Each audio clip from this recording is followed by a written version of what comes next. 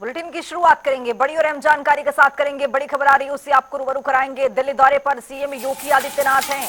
प्रधानमंत्री नरेंद्र मोदी से मुलाकात की है। नड्डा नितिन नवीन से भी मुलाकात की तस्वीरें सामने आई है। सीएम योगी ने प्रधानमंत्री से मुलाकात की है। प्रधानमंत्री आवास पर प्रधानमंत्री से मुलाकात करने के लिए उनकी आवास पर पहुंचे हुए थे सीएम योगी। राम मंदिर की रेप्लिका करीब 1 घंटे तक चली है मुलाकात और एसआईआर समेत कई मुद्दों पर चर्चा हुई है। सूत्रों की हवाले से ये बड़ी जानकारी है। ये तस्वीरें देखिए, उत्तर प्रदेश के मुखिया योगी आदित्यनाथ विस्तार से प्रधानमंत्री के साथ बातचीत करते हुए, चर्चा करते हुए नजर आ रहे हैं। ये तस्वीर देखिए और प्रधानमंत्री से जैसे ही उत्तर प्रदेश के मुखिया योगी आदित्यनाथ ने मुलाकात की है तो यहां पर कयासबाजी ये लगाया जा रहा है कि जिस तरह से कैबिनेट में फेरबदल की बातें चल रही हैं, कैबिनेट विस्तार को लेकर बातें चल रही हैं, क्या अब इस अटकलों पर जल्दी विराम लगेगा? चूंकि जैसे ही आज राष्ट्रीय राजधानी दिल्ली पहुंचे उत्तर प्रदेश के मुखिया योगी आदित्यनाथ तो कई बड़े सवाल भी अब उठने लगे हैं। यहाँ पर इस दौरे के कई बड़े मायने निकाले जाने लगे हैं। प्रधानमंत्री नरेंद्र मोदी से मुलाकात की तस्वीरें सामने आ गई है। कुछ देर पहले ये कयास लगाए जा रहे थे कि नितिन नवीन से मुलाकात होगी सिर्फ और दिग्गज नेताओं से मुलाकात होगी, लेकिन जब तस्वीरें निकल करके सामने आई प्रधानमंत्री से मुलाकात की तो यहाँ पर अब कई बड़े सवाल उठने लगे हैं। और सवाल ये कि उत्तर प्रदेश में आगामी विधानसभा चुनाव है और इससे पहले पंचायत चुनाव, निकाय चुनाव और इससे पहले की ये मुलाकात, चूंकि देखा जा रहा है, सुना और समझा भी जा रहा है कि उत्तर प्रदेश में कैबिनेट को लेकर, मंत्रिमंडल को लेकर विस्तार होगा तो क्या राष्ट्रीय राजधानी दिल्ली से हरी झंडी मिलने के बाद ही होगा? चूंकि इस मुलाकात में बहुत कुछ महत्वपूर्ण बातें हुई हैं और अब कुल मिलाकर मंत्रिमंडल विस्तार पर चर्चाएं तेज होती हुई। चूंकि मुख्यमंत्री योगी आदित्यनाथ प्रधानमंत्री से 1 घंटे तक मुलाकात करते हुए नजर आए हैं और ये एक बानगी इन तस्वीरों के जरिए भी देखने को मिल रही है। बताते चले आपको कि यहाँ पर यूपी में मंत्रिमंडल में फेरबदल किस तरह से होगा, इसको लेकर भी अब कयासबाजी का दौर शुरू हो गया है।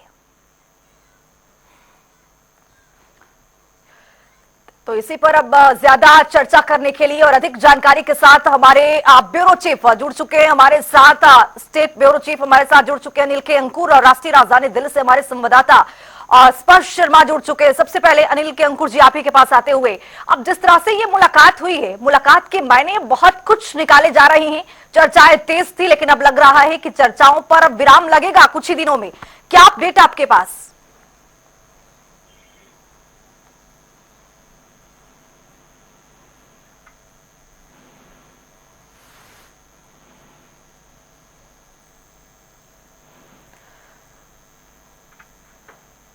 अनिल के अंकुर जी, आपकी आवाज पहुंच नहीं रही है।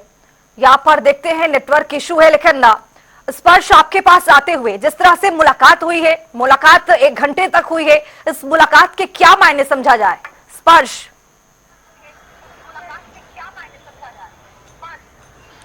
देखिए, उत्तर प्रदेश के मुख्यमंत्री योगी आदित्यनाथ दिल्ली दौरे पर हैं और लगातार जो अहम मुलाकातें हैं वो कर रहे हैं। प्रधानमंत्री से लगभग 45 मिनट के आसपास उत्तर प्रदेश के मुख्यमंत्री योगी आदित्यनाथ की मुलाकात हुई है और अब से कुछ ही देर पहले बीजेपी के जो राष्ट्रीय अध्यक्ष जेपी नड्डा, उनसे भी उनकी जो मुलाकात है दिल्ली में हुई है। ऐसे में कई सारे अहम विषय हैं जिनको लेकर लगातार दिल्ली में जो मुलाकातों का दौर है वो देखने को मिलता नजर आ रहा है। सबसे अहम विषय कि जिस तरीके से मंत्रिमंडल विस्तार को लेकर लगातार जो कयासबाजी है वो चलती हुई नजर आ रही है। तो हो सकता है कि इस बार दिल्ली दौरे में जो मंत्रिमंडल विस्तार है उसको लेकर जो अंतिम मोहर है वो लगती हुई नजर आ सकती है। कई ऐसे पद जो है अभी मंत्रिमंडल विस्तार के संदर्भ में खाली जो है पड़े हुए हैं। ऐसे में किस तरीके से उनको जो है एडजस्ट किया जाए, जो कि दूसरी पार्टियों से भी आए हुए नेता है वो भी कहीं ना कहीं राह देख रहे हैं। तो हो सकता है कि उनको भी इस बार मंत्रिमंडल में जो जगह है वो मिलती हुई जो है नजर आ सकती है। इसके अलावा अगर हम बात करते हैं तो जिस तरीके से जो कई राजनीतिक विषय होते हैं, मसलन हमने देखा कि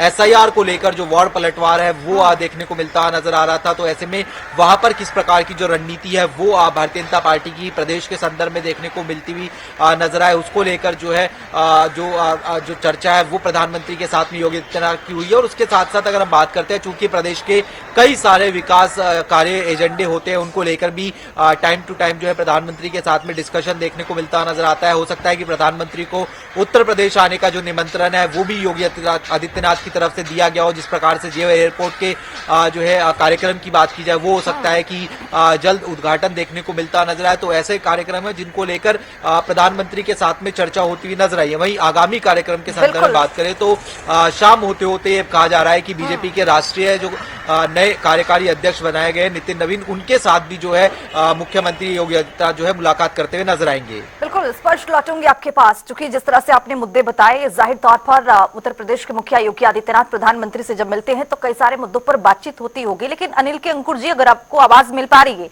तो मेरा सवाल ये है कि जिस तरह से अब यहाँ पर प्रधानमंत्री से ये मुलाकात 45 मिनट की चली है, अब यहाँ पर चर्चाएं ये तेज होने लगी है कि जिस तरह से अब पिछले दिनों देखा गया था कि कैबिनेट को विस्तार कैसे दिया जाए, फिर बदल कैसे हो, कुछ विधायकों की छुट्टी कैसे की जाएगी और कुछ विधायकों को कैसे एड ऑन करना है, इसको लेकर चर्चाएं थी। और इसी बीच में जब आज प्रधानमंत्री से मुख्यमंत्री मुलाकात किए हैं तो जाहिर तौर पर अब ये सवाल अब और तेजी से उठता हुआ, आप इसको कैसे देख रहे हैं? देखिए, सबसे बड़ी बात यह है कि एक बहुत लंबे समय से इस बात पर चर्चा चल रही कि उत्तर प्रदेश में मंत्रिमंडल विस्तार होना है। इस बात को बहुत लंबे समय पे बहस चल रही थी, चर्चाएं चल रही थी और बड़ी तमाम अटकलें लगाई जा रही थी कि कब क्या होगा, कैसे होगा। एक चीज बता दें कि भारतीय जनता पार्टी के जो भी काम शुरू होते हैं, भारतीय जनता पार्टी चाहे सरकार में हो चाहे पार्टी के रूप में हो काम करे, वो हमेशा अच्छी मुहूर्त के लिए ध्यान देते हैं कि अच्छी मुहूर्त में काम शुरू किया जाएगा।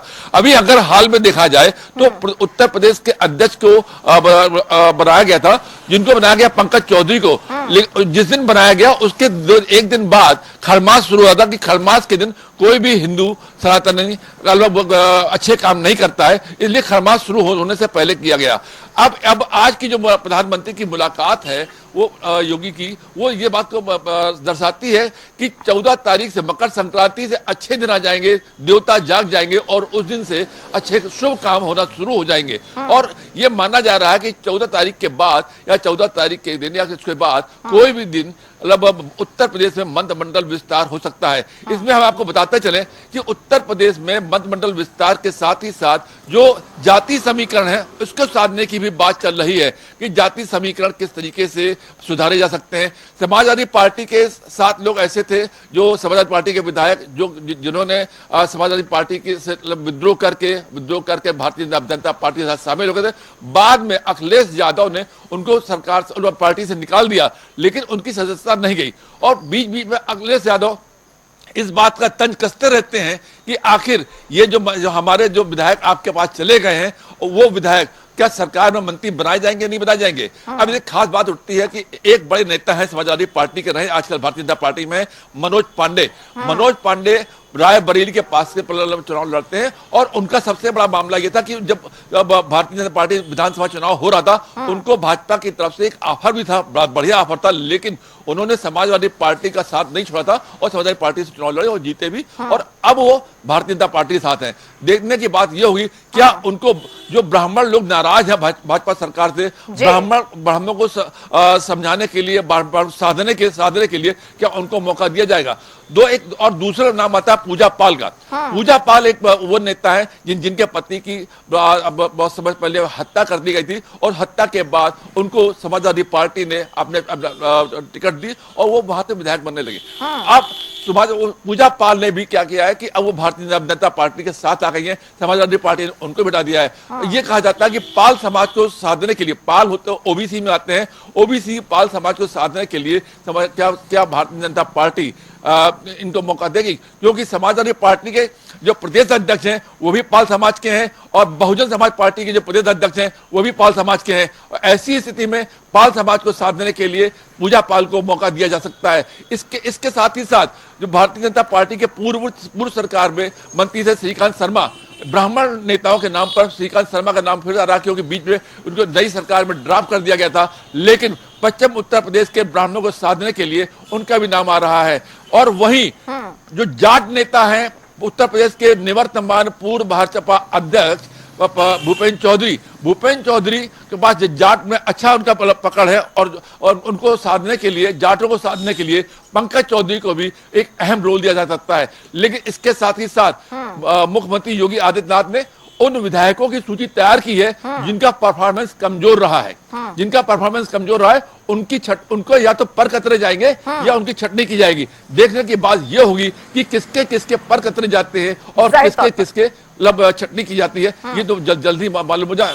जी अनिल के अंकुर जी, अब जिस तरह से यहाँ पर देखा जा रहा है कि पंचायत चुनाव भी बहुत पास में है, नजदीक है, और ऐसे में निकाय चुनाव भी है उत्तर प्रदेश में, और इसके साथ साथ फौरन आगामी चुनाव भी सामने आएगा। और ये कहा भी जाता है कि जब तक राष्ट्रीय राजधानी दिल्ली से हरी झंडी नहीं मिलती है तो कोई भी यहाँ पर जो नाम है वो आगे नहीं बढ़ाया जाएगा, और बहुत जरूरी है कि मंत्रिमंडल का विस्तार हो, फेरबदल हो, ताकि यहाँ पर एक नई टीम बने और आगे उत्तर प्रदेश में जमकर यहाँ पर जनता से रूबरू होते हुए इस अभियान को आगे बढ़ाया जाए और इस चुनाव में जोरों शोरों से आगे बढ़ा जाए।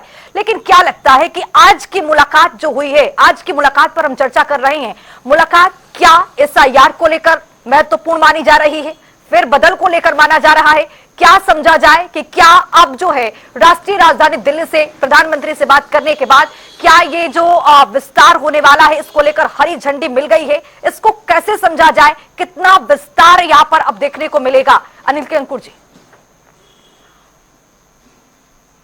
देखिए, सबसे बड़ी बात यह है कि 2026 ये चुनावी ईयर है। 2026 में पहले पंचायत चुनाव है, उसके ठीक बाद 2027 की शुरुआत में उत्तर प्रदेश विधानसभा के चुनाव प्रस्तावित हैं। तो ऐसी स्थिति में सरकार पूरी तौर से अपने अगले एजेंडे पर लग गई है कि हम पंचायत के चुनाव में कैसे सफलता हासिल करें और उसके बाद विधानसभा चुनाव में। ये समझ लीजिए कि अब आप पूरी तौर से चुनावी मोड में सरकार और भाजपा सरकार पार्टी आने वाली है, और इस चुनावी मोड में आने के लिए सरकार की क्या नीति रहेगी, क्या दृष्टिकोण रहेगा, आगे क्या कदम उठाए जाएंगे, किसको क्या कौन सा जिम्मेदारी देनी है, इस सब बात पर विषय फाइनल करने से पहले आज ये जो बात है प्रधानमंत्री की और योगी आदित्यनाथ की मुलाकात, ये निश्चित रूप से इस बात को दर्शाती है कि ये आगामी पंचायत चुनाव से लेकर के विधानसभा चुनाव की तैयारी की एक पहली बैठक है। उसके बाद आगे क्या क्या कदम उठाए जाएंगे और उसके लगातार इसके अलावा उत्तर प्रदेश में तमाम ऐसी विकास योजनाएं अभी बिल्कुल तैयार हैं, अंतिम चरण पर हैं, जिनका उद्घाटन कराया जाना है। इसको लेकर भी मुख्यमंत्री योगी आदित्यनाथ प्रधानमंत्री से आज मुलाकात की है, जिसमें उनको यहाँ पे उद्घाटन के लिए बुलाया जा सकता है ताकि वो यहाँ पे आए, उन कार्यक्रम को शुरुआत करें। और चूंकि अब मकर संक्रांत माघ मेला शुरू होने वाला है इलाहाबाद प्रयागराज में, और प्रयागराज के इस मेले को लेकर भी प्रधानमंत्री को आमंत्रण दिया जा सकता है, क्योंकि वो पिछली बार भी आए थे जब कुंभ हुआ था, तो इस बार भी उनको आमंत्रण दिया जाएगा, ऐसा समझाता है। जी बिल्कुल। स्पर्श, आपके पास आते हुए, मुख्यमंत्री राष्ट्रीय राजधानी दिल्ली में है, तो अभी जेपी नड्डा से मुलाकात की तस्वीरें सामने आई है, प्रधानमंत्री से मुलाकात कर चुके हैं, लेकिन और क्या जानकारी मिल रही है, किससे किससे मुलाकात करने वाले हैं, कोई जानकारी? स्पर्श,